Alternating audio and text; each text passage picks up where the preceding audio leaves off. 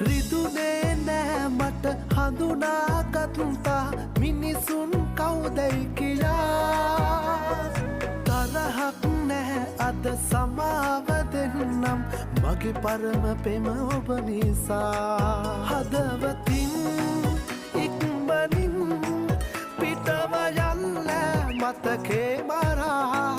ආදරේ වෛරයෙන් ඉවර වෙන්න හිත හොඳ නිසා ඇහෙනවනම් මගේ